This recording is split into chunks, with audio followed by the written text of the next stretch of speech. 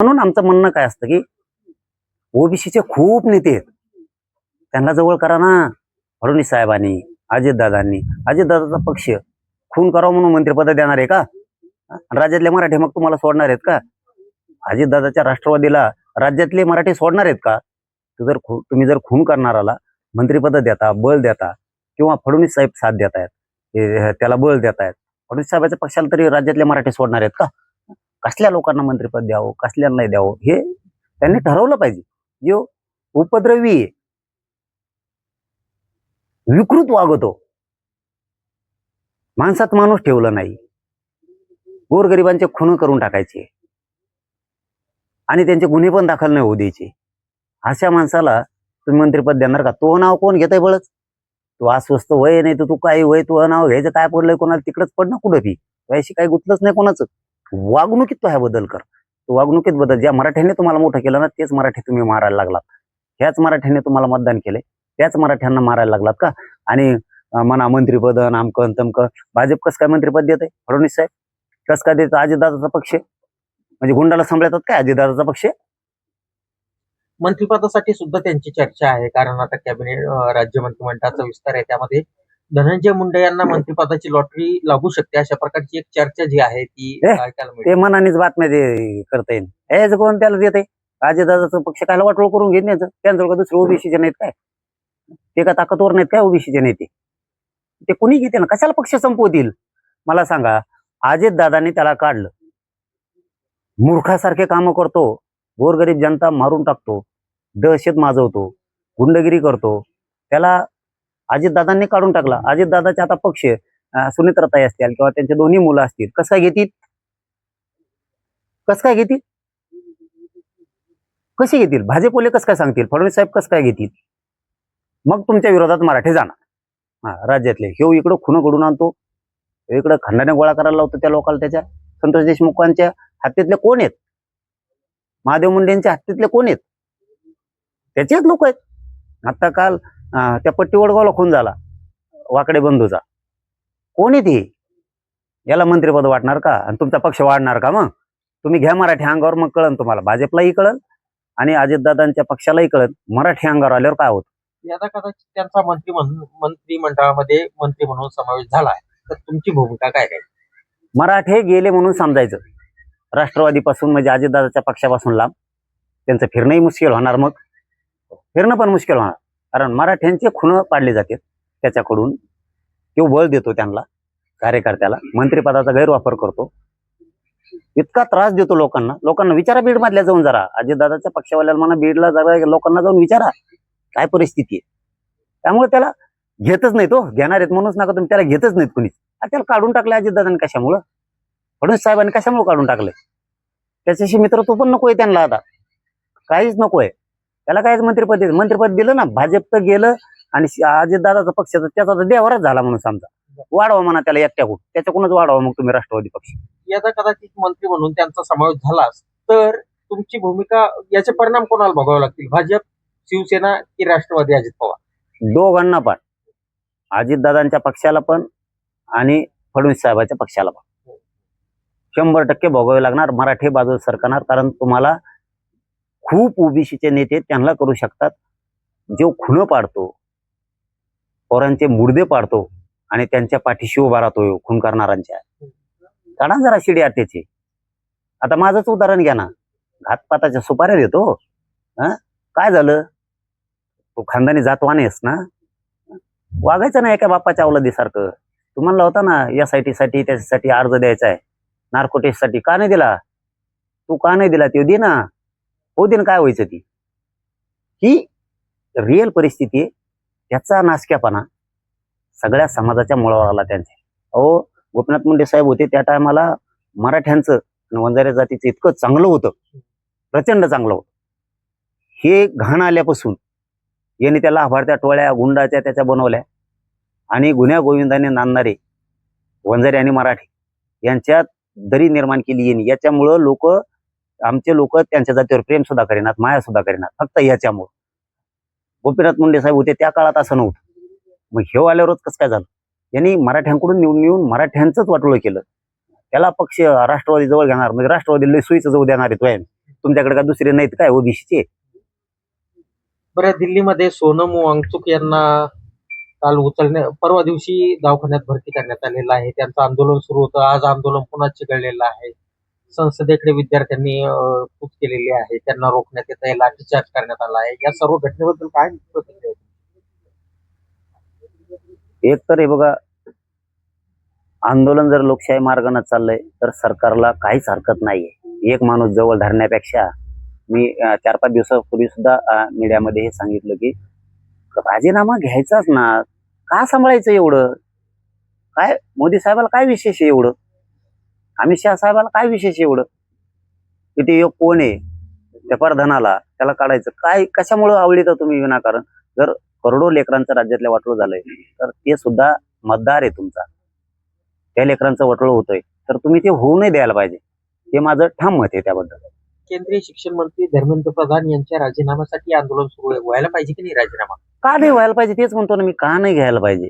का सांभाळायचं? जर पोरांचं वाटोळ झालं देशातल्या तर मोदी साहेबांनी 100% त्याला त्या पदावरून हटवलं पाहिजे. 100% हटवलं पाहिजे. आज आंदोलकांवर लाठीचार्ज झालेला आहे. अश्रू डोळ्याच्या नळकांना देखील फोडला गेला. आंदोलन चिघळण्याचा प्रयत्न केला गेला असं बोललं जातं. मी एक सांगतो की आंदोलन दडपणं हे काम सरकार कधी पण करतं.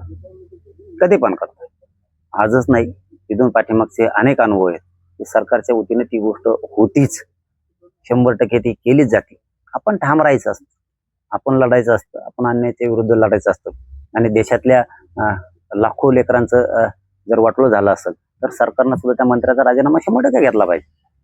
अनेक ठिकाणी आंदोलनाला पाठिंबा मिळतोय. अनेक नेते अभिनेते असतील, नाही, सगळे चेतन, आम्ही बोलतो म्हणजे सातच आहे ना, म्हणूनच बोलतो ना. म्हणजे आपला पण या आंदोलनाला पाठिंबा. सात आहेच ना, नसतं तर आम्ही बोललोच नसतो ना. कारण ते वयस्कर आहेत बसलेले. काय नाव आहे? ते सोनम भाऊ बसले, ते अवयस्कर आहेत. त्यांना साथ दिली पाहिजे सगळ्यांनी. आपल्या सोबत असणार. हो, ते वयानं जर इतके वयस्कर आहेत आणि उपोषण करतायत तर सरकारनं विनाकारण त्यांच्या हालापेक्ष नाही केल्या पाहिजे. त्यांचं म्हणणं काय, चर्चा केली पाहिजे सरकारनं. त्यांचा तोडगा काढायचा प्रयत्न केला पाहिजे. त्यांचं वय खूप आहे. वयस्कर माणूस आपल्या देशात जर गोरगरिबांच्या लेकरासाठी उपोषणला बसतोय तर त्याची चर्चा करून दखल घेतलीच पाहिजे. इतकं बेदखल करायचं काम सरकारकडून नाही झालं पाहिजे. आंदोलकांनी आज संसदेवर जाण्याचं सांगितलं होतं. संसदेवर जाण्यापासून त्यांना रोखलं जात आहे. लाठीचार्ज होतोय. असं डोळ्याच्या नळकांना फोडलं जात आहे. म्हणजे त्यांना आंदोलन करू दिलं जात नाही. आंदोलन बंद पाडायचे ती भूमिकाच असते सरकारची. ते बंद करणार आपण ठाम असलं पाहिजे. दिल्लीमध्ये आज हजारो विद्यार्थी होते त्या आंदोलनात. तुफान लाठी हल्ला विद्यार्थ्यांवर झाला. दिल्ली पोलिसांनी आज लाठी हल्ला केला. नाही, ते चुकीचं आहे. सरकारनं ते चुकीचं केलं. कुठल्याही शांततेचे आंदोलन मोडून काढायला. हे बघा, तुम्ही विचार नाही मोडू शकत. तुम्ही गोरगरिबांच्या लेकराचं हल्ले करून भविष्य नाही उद्ध्वस्त करू शकत. त्या वयस्कर सोनम भाऊंची मागणीच काय आहे की गोरगरिबांच्या लेकराला न्याय मिळाला पाहिजे. त्यांच्या पाठीशी लोक उभे राहणारच ना. तुम्ही सरकार आहेत म्हणून तुम्ही दडपशाही करून आंदोलन नाही मोडू शकत लोकशाहीतले.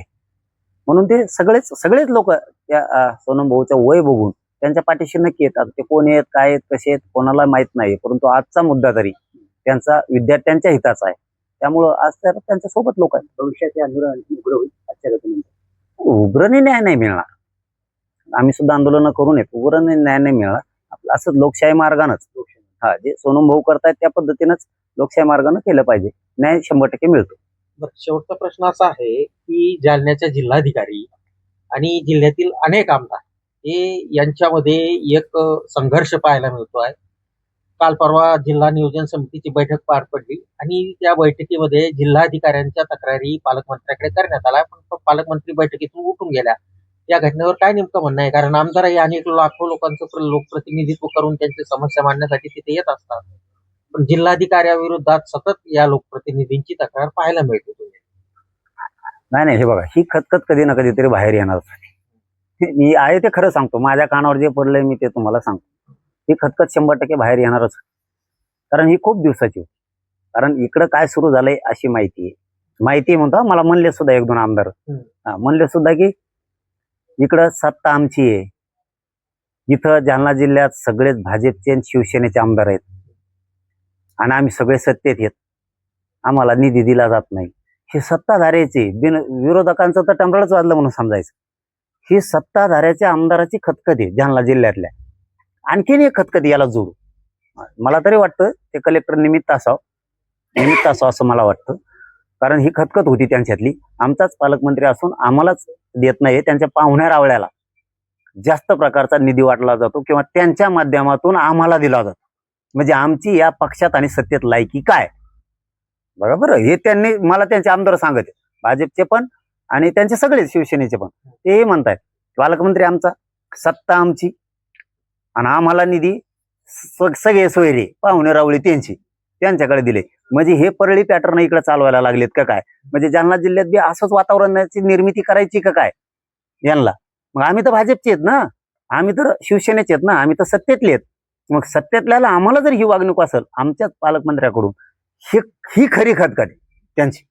ही त्यांची, खरं सांगतो मी तुम्हाला, ही खतखत आहे. फक्त त्यांना म्हणता येत नाही वाटतं की पालकमंत्रीच जाणून बुजून आम्हाला सगळ्याला डावलतोय. पालकमंत्र्यांनी त्यांच्या सगळ्या जालना जिल्ह्यातल्या सगळ्या सोयऱ्यालाच दिलंय असं त्यांचं म्हणणं आहे. आता खरं खोटं आहे ते त्यांनी तपासलं पाहिजे, पण असं म्हणलं जात आहे. आता शक्यतो मला त्यांच्याबद्दल वाटतं की बहुतेक ते जे परळी पॅटर्न म्हणते ती इकडे राबवायला सुरुवात केली ते मला नाही वाटत. कारण ते एक गोष्ट त्यांच्यात आहे पालकमंत्र्यात की ते अहंकारी आहे, पण असं खुनशी फिनशी नाहीये. म्हणून वाटतं की केलं नसेल. पण खऱ्या चर्चा हे आहे की आमदारांच्या सगळ्या सत्ताधाऱ्यातल्या आम्ही सत्तेत असून, आमचाच पालकमंत्री असून सुद्धा आम्हाला निधी मिळत नाही, कामं जाणून बुजून दिले जात नाहीत. कामं दिले जातात पण त्यांच्या सोयऱ्याला. मग याच्यात पक्षात सोयरे कशाला आणायचे? तुमचा सोयरा निवडून आणणार आहे का आम्हाला? सगळ्या जाती धर्माचे लोक आम्हाला निवडून देतात असंही आमदारांचं म्हणणं आहे. सगळ्या जाती धर्माचे लोक आम्हाला निवडून देतात. बरं ठीक आहे, तुम्ही जर आम्हाला कामं नाही दिले आमदाराला, पालकमंत्र्यांनी, तुम्ही काही इथं निवडणुकीला उभा राहणार नाही, तुम्ही तिकडे राहणार आहेत, पडतो ना आम्ही. ही लय मोठी खतखत आहे भाजप शिवसेनेच्या आमदाराची. ही लय मोठी खतखत आहे की पडणार आहेत आम्ही, इथं काम नाही केलं तर आम्ही पडणार आहेत. म्हणजे आमचाच पालकमंत्री असून आम्हालाच देत नाही, त्यांच्या पाहुण्या रावळ्याला कामं देतो, तर मग पडणार आम्ही येत ना. उद्याच्याला आम्हाला लोक म्हणते पालकमंत्री तुमचा सत्ता तुमची, आम्ही तुम्हाला मतदान केलंय, तुम्ही आमचे आमदार आहेत, कामं कसं काय करत नाहीत आणि हे देत नाहीत. खरी खतखत तर त्यांची हे कलेक्टर 100% निमित्त आहे माझ्या मतानं. हीच खरी खतखत आहे की तिने बहुतेक असं केलंय असं त्यांचं म्हणणं आहे. पण माझं म्हणणं सांगितलं की मला नाही वाटत त्यांनी केलं असेल. पण हे जर खरं असेल ना तर तेही काही आमदारांचं म्हणणं आहे, हे जाणार आहेत म्हणे निघून कधी ना कधीतरी पालकमंत्री म्हणून. पण निवडून आम्हाला यायचंय. मग जर सरकारचेच आमदार पडले तर सरकारच आम्हाला उद्या म्हणणार आहे तुम्ही काय केलं 5 वर्ष. आणि खरं कारण हे आहे की त्यांनी त्यांच्या पाहुण्या रावळ्याला खूप पैसे वाटलेत असं बऱ्याचशा आमदारांचं म्हणणं आहे. आता ते असं ऐकू माहिती, आता हे खरं का खोटं माहित नाही, पण खरी खतखत तर पालकमंत्र्यावरच. दादा, विषय असा आहे की काल धनंजय मुंडे बीडमध्ये होते आणि बीडमध्ये त्यांनी म्हटलेलं आहे की इकडे काही जरी झालं तरी नाव माझंच येतं. बीडमध्ये कोणतीही घटना घडली की माझंच नाव घेतलं जातं. आणि त्याचं काय नाव येतं? त्याला कोण विचारतंय? कोण आहे तू? कोण लागून गेलास तो नाव घ्यायला? आणि त्याला काय गुतलंय कोणाचं तो नाव घ्यायला? वर्तणुकीत बदल कर ना. ज्या मराठ्यांच्या जीवावर निवडून आला त्या मराठ्यांचेच मुर्दे पाडतो का? लोकांच्या हाताने तुझी लाभार्थी टोळी, त्यासाठी झालं ना वैर, सगळं वैर झालं ना. गोपीनाथ मुंडे साहेब होते तेव्हा मराठा समाज आणि वंजारी समाज एकमेकाला किती माया लावायची. तुझ्या नास्तिकपणामुळं, तुझ्या त्यातल्या वर्तणुकीमुळे ते लाभार्थी गुंडाळ लोक ते भुंगारे गोळा करून आणले तो कुठून ना. त्यांच्यासाठी ते कसले राडे करणार, कोणाला खंडणी मागणार, कोणाचे खुन करणार, कोणाला बदनाम करणार, छेडछाडी करणार, त्यांना तू सांभाळणार आणि तू असे वाईट कृत्य घडून आणणार. आणि म्हणा तू जर बोलतो तो यार बोलायला काय गुतलं रे कोणाचं, तो वाचून काय राहिले कोणाचं, फालतू जाळे करणार. अहो मंत्री कशाला होते माणसं? पहिले विकास करा, विकास करण्यासाठी मंत्री व्हायचे, काम मतदारसंघातले करण्यासाठी मंत्री व्हायचे. अरे मंत्री नुसते केलेले हे गुंडांनी, त्याच्या लाभार्थी टोळीनी केलेले कुटाने याच्या केशी होऊ नये, गुन्हे दाखल होऊ नये, यासाठी मंत्रीपद मागत येते.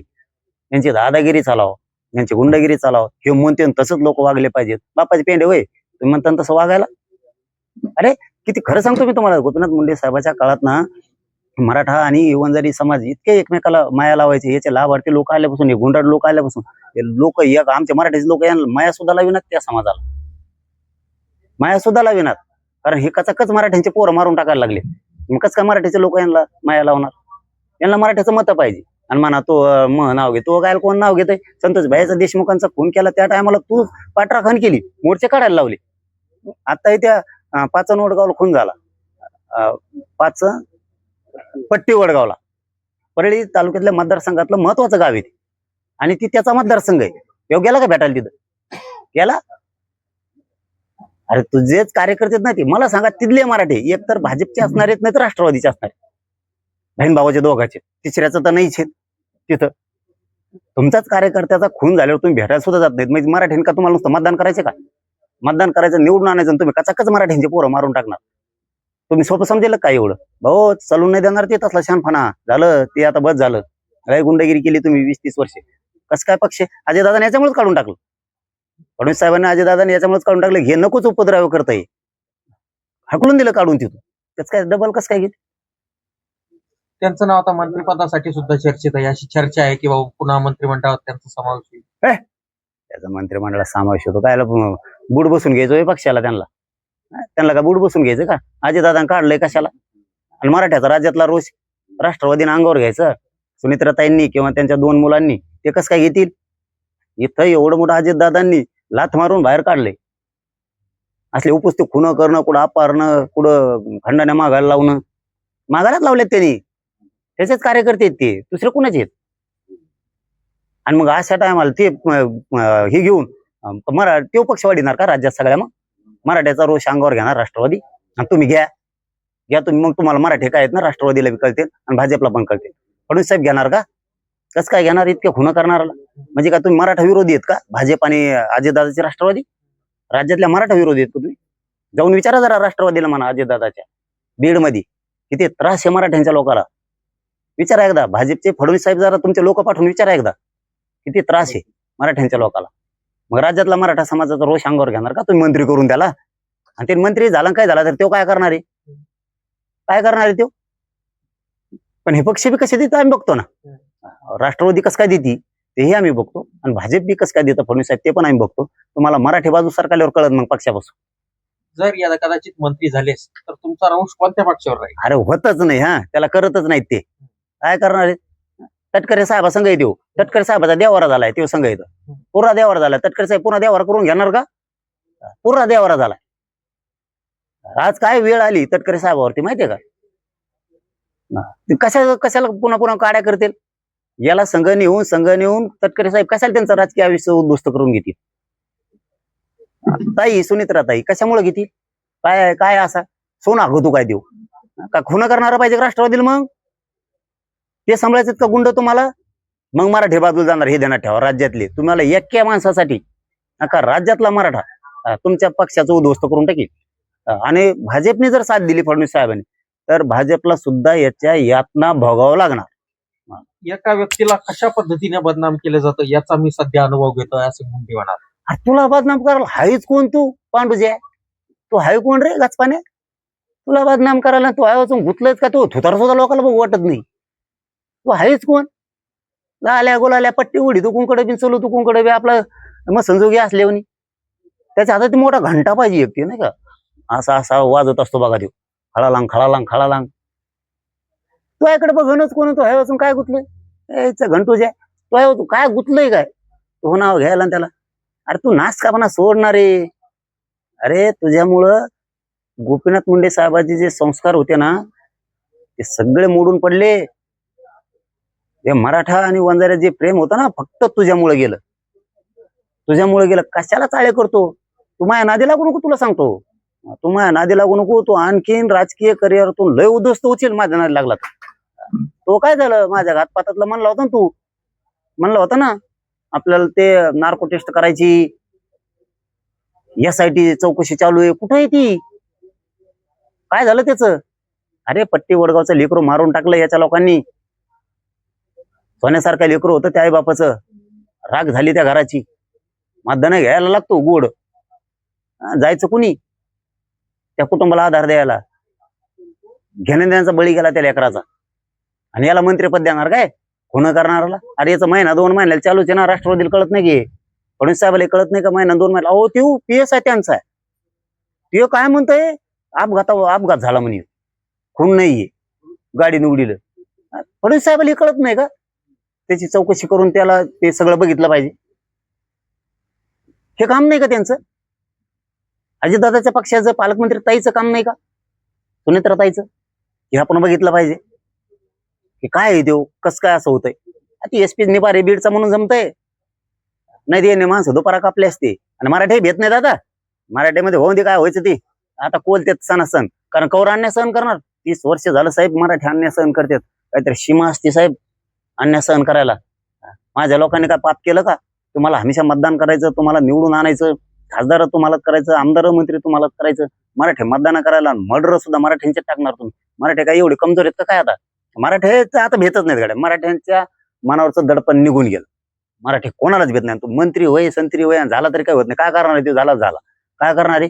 पण आम्ही पक्ष मात्र राष्ट्रवादी मग मराठी ठोत नाहीत राज्यात. आणि फडणवीस साहेबाचा बी नाही. बघा म्हणा खेटून तुम्ही, भाजप आणि राष्ट्रवादी दोन्ही टार्गेट असतात. तुम्ही खेटून बघा. फडणवीस साहेबाशिवाय त्याला घेऊ शकत नाही. सुनेत्रा वहिनी डेअरिंग लावणार नाहीत. का नाही लावणार ते सांगतो. अजितदादा त्याला काढून फेकलेला हे गुंड आहे म्हणून. आणि पार्थ आणि जय हे दोन्ही, पार्थबाया आणि जय बाया, हे कशाला ठेवतील? कशामुळं? तो पक्ष वाढणार आहे यांचा. पक्ष कोण वाढणार आहे? सुनेत्रा ताई वाढवणार आहेत, त्यांचे वरची ज्येष्ठ मंडळी वाढवणार आहेत, त्यांचे मंत्री वाढवणार आहेत. हे वाढणार आहे का राज्यात? ही पक्ष वाढणार आहे? पक्ष राष्ट्रवादी भाजप ते मराठी वाढवते. शिंदे साहेबाचा याच्याशी काही संबंध? शिंदे साहेब याशी याचा एकनाथ शिंदे साहेबाचा याच्याशी काही संबंध नाही. शिंदे साहेब असल्याला जवळ बी नाही करीत. शिंदे साहेब त्यांचे सर नाही कोणी करू शकत. एकनाथ शिंदे साहेब शिंदे साहेब असल्याला दारात उभा नाही करीत. शिंदे साहेबाचा त्याच्यात विषय केलंच तर फडणवीस साहेब शिफारस करतील, सुनेत्रा ताईंची, तर तुम्हाला दोघांनाही खूप यातना भोगाव्या लागणार आहेत. मराठ्यांचा रोष अंगावरती घेऊ नका राष्ट्रवादीने अजिबात. दुसरी गोष्ट अशी आहे की काल जालना परवा दिवशी जिल्हा नियोजन समितीची बैठक पार पडली. यामध्ये आमदारांनी जिल्हाधिकाऱ्यांची तक्रार पालकमंत्र्यांकडे केली, पण पालकमंत्री या सगळ्या समस्या ऐकून न घेता जिल्हा नियोजन समितीच्या बाहेर निघून गेल्या. नेमकं काय कारण आहे? कारण आमदार सुद्धा अनेक लोकांचं, लाखो लोकांचं लोकप्रतिनिधित्व करत असतात, निधीची मागणी करत असतात. अशा वेळेला पालकमंत्र्यांनी काही ऐकून घेतलेलं दिसत नाही आमदारांचं. माझे साहेब हे वेगळा विषय. लोकात तशी चर्चा आहे आणि मला काय आमदारांनी पण सांगितलं. ते म्हणते सत्ता आमची आहे. भाजप शिवसेनेवाले म्हणतात आमदार म्हणतो आम्ही तुम्हाला. आणि लोकात पण चर्चा आहे. हे खरी खोटी मला नाही माहिती. लोकात अशी चर्चा आहे आणि आमदार खासदारांचं म्हणणं आहे की सत्तेत आम्ही आहेत. जालना जिल्ह्यात पुरे सत्तेतले पक्षातले आमदार आहे. हे त्यांचं म्हणणं आहे. माझ्याकडे सुद्धा व्यक्त केलंय. आम्हाला पालकमंत्री निधीच देत नाही. म्हणजे पालकमंत्री आमचा, सत्ता आमची, आमदार सगळे आमचे, विरोधी पक्षाच्या आमदारांना कागद देणार. उद्याच्याला लाखो लोकांनी आम्हाला निवडून दिले, ते लोकांचे कामं नाही झाले तर ते लोक आम्हाला गावागावात म्हणायला लागले सत्ता आपली आहे, आम्ही तुम्हाला मतदान केलंय, आमचे कामं होत नाहीत. आणि यांचं म्हणणं आहे की पालकमंत्री त्यांच्या पाहुण्या रावळ्यालाच कामं देतील. खरी खतखती निमित्त कलेक्टर असावं असं मला वाटतं. कलेक्टर मध्ये घेतला आमदारांनी आणि पालकमंत्र्यांनी, कलेक्टरच मध्ये चिंगरीला असं मला वाटतं. नुसतं ओरगुड घेतला असं माझं वैयक्तिक मत आहे. कलेक्टरचाही दोष असू शकतो, मला माहित नाही, पण निमित्त कलेक्टर केलं. खरी खतखत ही आहे यांची सत्ता असून सुद्धा परळी पॅटर्न इकडं बीड जिल्ह्यासारखा इकडं जालना जिल्ह्यात बी राबवायला सुरुवात झाली. अशी खतखत आमदारात. आता ते मान्य नाही करणार मीडियामध्ये, पण मी बोलतो याला 100% मान्य करणार. किमान आपलं दुःख त्यांनी खोयना मांडलं, मी असं 100% म्हणणार. कारण हे खरं आहे. सत्ता त्यांच्या समोर फडणवीस साहेब सुद्धा म्हणू शकतात ना की तुम्हाला निधी दिला, अमकं केलं तमकं केलं, तुम्ही 2029ला पडले कस काय? तर मग यांच्याचमुळं पडले ना, असं होईल ना. पालकमंत्र्यामुळं. पालकमंत्र्यांनी दिले नाही आपल्याला निधी, पालकमंत्र्यांनी दिला पण त्यांच्या पाहुण्या रावळ्याला. दुसरी बी खतखत याच्यात आणखी की पालकमंत्र्याच्या सगळ्या सोयऱ्याला कामं दिले जातात, टेंडर दिले जातात. आणि ते म्हणतात ह्या भाजपच्या आमदाराला, शिवसेनेच्या आमदाराला जाऊन तुम्हाला काही काम घ्यायचं का? आमचं तैचं लय चांगलं आहे आणि आम्ही तैला सांगतो तुम्हाला कामं द्यायची.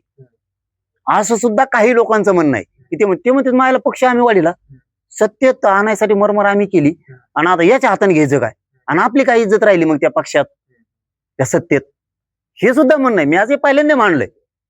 पण माझं वैयक्तिक एकट्याचं मत आहे की मला नाही वाटत की त्या पालकमंत्र्यांनी त्या मुंडेंनी असं केलं असेल असं मला नाही वाटत. का नाही वाटत त्याचं कारण मी सांगतो लगेच. आपल्या काय पोटात एक आहे वाटत एक अजिबात नसतं.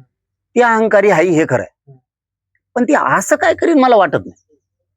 हे दुजा भाव करील किंवा परळीचा पॅटर्न सारखा इकडं जालना जिल्ह्यात बी सगळं वासुदेव करून ठेवायचा असं अजिबात मला वाटत नाही. कारण ती अहंकारी पण याच्यासारखी खोनशी फेनशी नाही. जाणून बुजून कोणाच्या मागं लागल असं वाटत नाही की त्या पंकजाताई मुंडे त्या कोणाच्या मागं लागतील असं मला नाही वाटत. मला खरं सांगतो मी मला वाटत नाही की लागल म्हणून. पण खतखत सुद्धा ही आहे ही पण खरी ही पण खोटी नाहीये. सगळ्या आमदारांचं लोकांचं कार्यकर्त्यांचं मोठ्यांचं म्हणणं आहे की इनी याच्या पाहुण्यालाच सगळे कामं वाटले वाटीत येत किंवा निधी देत किंवा हिच्यात पाहुणे येऊन भेटतात की तुम्हाला काम देत सांगू का. ते म्हणतात आमच्या डोक्यात झाकालीन होत आहे आम्हाला. आमदार आम्ही पक्ष वाढवला आम्ही आणि हे आम्हाला म्हणते द्यावा का. आम्ही जाऊ ना पालकमंत्र्याकडे आम्ही मागू. ही लय मोठी खतखत आहे. ही प्रचंड मोठी खतखत आहे. फक्त निमित्त एखाद्या दिवस कलेक्टर झाला असं आणि कलेक्टरला बोलायचं आहे ते आता पालकमंत्र्याला तर बोलता येई ना. मग बोला कलेक्टरला काढा झोडपून त्या बिचारीचा घेण्याचा कुंभा केला मध्ये ढोसण्या म्हणून. आणि मग आता ते खरं बोलणं पालकमंत्र्याला असावं. कारण त्या वार्ता बातम्या कानावरती पडलेल्या की पालकमंत्र्यामुळेच आम्ही इकडे पडू शकतो. कारण पालकमंत्री इथं उभा राहणार नाही निवडणुकीत. पालकमंत्री तिकडे जाऊन उभा राहणार आहे मतदारसंघात. लोक कामं नाही केलं म्हणून आम्हाला पाडीत ना. मग तुम्ही आम्हाला पाडायला आलात आमची लोकात इमेज वाढवायला आलात पालकमंत्री म्हणून इकडं तुम्ही इकडं आलात नेमकं कशाला. तुमचेच पाहुणरावड्याला कामं आणि आम्ही आमदार मंत्री कशाला आहेत इथं कशाला आहेत आम्ही आमदार खासदार मंत्री बरं सत्तेतले आहेत ना आम्ही. ही लय मोठी खतखत आहे पालकमंत्र्याविषयी सगळ्या आमदारात आणि त्यांच्या कार्यकर्त्यात अशी चर्चा माझ्या कानावरती आली. मी तुम्हाला आपल्या मोकळ्या मनाने सांगून टाकली. पण सत्य ते सत्य पण बोललो मी की मला वाटत नाही की त्या जालन्याच्या पालकमंत्री असे करू शकतील. कारण एक गोष्ट त्यांच्यात पुन्हा पुन्हा तीच सांगतो की त्यांचा अहंकार आहे हे खरं आहे. परंतु त्याच्यासारखं नासकं काम ते करतील असं मला नाही वाटत. असं काही नाही का विदूषक विचाराचं थोडं अहंकारी आहे हे खरं आहे. पण याच्यासारखं असं काम कुठं फूट पडल किंवा जाणून बुजून केलं जाईल असं वाटत नाही. पण खतखत मी तुम्हाला सांगितली की आमदारात खतखत ती आहे पालकमंत्र्याची. पालकमंत्र्याला बोलण्याऐवजी त्यांनी बोलून झोडून काढलं कलेक्टर. त्याबद्दल काय प्रतिक्रिया तुमची. एक तर हे बघा आंदोलन जर लोकशाही मार्गाने चाललंय तर सरकारला काहीच हरकत नाहीये. एक माणूस जवळ धरण्यापेक्षा मी 4-5 दिवसापूर्वी सुद्धा मीडियामध्ये हे सांगितलं की राजीनामा घ्यायचाच ना. का सांभाळायचं एवढं. काय मोदी साहेबाला काय विशेष आहे एवढं. अमित शहा साहेबाला काय विशेष आहे एवढं की ते एक कोण आहे त्या प्रधानाला त्याला काढायचं काय कशामुळं आवडीतं तुम्ही विनाकारण. जर करोडो लेकरांचं राज्यातल्या वाटोळं झालंय तर ते सुद्धा मतदार आहे तुमचा. त्या लेकरांचं वाटोळं होतंय तर तुम्ही ते होऊ नाही द्यायला पाहिजे. हे माझं ठाम मत आहे त्याबद्दल. केंद्रीय शिक्षण मंत्री धर्मेंद्र प्रधान यांच्या राजीनाम्यासाठी आंदोलन सुरू व्हायला पाहिजे की नाही. राजीनामा का नाही व्हायला पाहिजे तेच म्हणतो ना मी. का नाही घ्यायला पाहिजे. काय सांभाळायचं. जर पोरांचं वाटोळं झालं देशातल्या तर मोदी साहेबांनी 100% त्याला त्या पदावरून हटवलं पाहिजे. 100% हटवलं पाहिजे. आज आंदोलकांवर लाठीचार्ज झालेला आहे. अश्रुधुराच्या नळकांना देखील फोडल्या गेला. आंदोलन चिघळण्याचा प्रयत्न केला गेला असं बोललं जातं. मी एक सांगतो की आंदोलन दडपणं हे काम सरकार कधी पण करतं. आजच नाही इथून पाठीमागचे अनेक अनुभव आहेत की सरकारच्या वतीने ती गोष्ट होतीच. 100% ती केलीच जाते. आपण ठाम राहायचं असतं. आपण लढायचं असतं. आपण अन्यायाच्या विरुद्ध लढायचं असतं. आणि देशातल्या लाखो लेकरांचं जर वाटोळं झालं असेल तर सरकारनं सुद्धा त्या मंत्र्याचा राजीनामा 100% घेतला पाहिजे. अनेक ठिकाणाहून या आंदोलनाला पाठिंबा मिळतोय. अनेक नेते अभिनेते असतील सगळेच येतात. आम्ही बोलतो म्हणजे सातच आहे ना म्हणूनच बोलतो ना. म्हणजे आपला पण या आंदोलनाला पाठिंबा सात आहेच ना. नसतं तर आम्ही बोललोच नसतो ना. कारण ते वयस्कर आहेत बसलेले. काय नाव आहे ते सोनम भाऊ बसले ते वयस्कर आहेत. त्यांना साथ दिली पाहिजे सगळ्यांनी. आपल्या सोबत असणार. हो ते वयानं जर इतके वयस्कर आहेत आणि उपोषण करतायत तर सरकारने विनाकारण त्यांच्या हाला प्रश्न नाही केल्या पाहिजे. त्यांचं म्हणणं काय आहे, चर्चा केली पाहिजे सरकारनं, त्यांचा तोडगा काढायचा प्रयत्न केला पाहिजे. त्यांचं वय खूप आहे, इतका वयस्कर माणूस आपल्या देशात जर गोरगरिबांच्या लेकरासाठी उपोषणला बसतोय तर त्याची चर्चा करून दखल घेतलीच पाहिजे. इतकं बेदखल करायचं काम सरकारकडून नाही झालं पाहिजे. आंदोलकांनी आज संसदेवर जाण्याचं सांगितलं होतं. संसदेवर जाण्यापासून त्यांना रोखलं जात आहे, लाठीचार्ज होतोय, अशुद्धाच्या नळकांड्या फोडल्या जात आहे. म्हणजे त्यांना आंदोलन करू दिलं जात नाही. ते आंदोलन बंद पाडायचे ती भूमिकाच असते सरकारची, ते बंदच करणार, आपण ठाम असलं पाहिजे. दिल्लीमध्ये आज हजारो विद्यार्थी होते त्या आंदोलनात. तुफान लाठी हल्ला विद्यार्थ्यांवर लाठीचार्ज झाला. झाला. दिल्ली पोलिसांनी आज लाठी हल्ला केला. नाही, ते चुकीचं आहे. सरकारनं ते चुकीचं केलं. कुठल्याही शांततेचे आंदोलन मोडून काढायला, हे बघा, तुम्ही विचार नाही मोडू शकत. तुम्ही गोरगरिबांच्या लेकराचं हल्ले करून भविष्य नाही उद्ध्वस्त करू शकत. त्या वयस्कर सोनम भाऊंची मागणीच काय आहे की गोरगरिबांच्या लेकराला न्याय मिळाला पाहिजे. त्यांच्या पाठीशी लोक उभे राहणारच ना. तुम्ही सरकार आहेत म्हणून तुम्ही दडपशाही करून आंदोलन नाही मोडू शकत लोकशाहीतले. म्हणून ते सगळेच लोक त्या सोनम भाऊचं वय बघून त्यांच्या पाठीशी नक्की येतात. ते कोण आहेत, काय आहेत, कसे आहेत, कोणाला माहित नाही. परंतु आजचा मुद्दा तरी त्यांचा विद्यार्थ्यांच्या हिताचा आहे. त्यामुळं आज त्यांच्या सोबत लोक आहेत. भविष्यात हे आंदोलन आणखी उग्र होईल आजच्या घटनेनंतर. उग्रने न्याय नाही मिळणार. आम्ही सुद्धा आंदोलन करून येत, उग्रने न्याय नाही मिळणार. आपलं असंच लोकशाही मार्गानंच, लोकशाही जे सोनम भाऊ करतायत त्या पद्धतीनंच लोकशाही मार्गानं केलं पाहिजे. न्याय 100% मिळतो. बरं, शेवटचा प्रश्न असा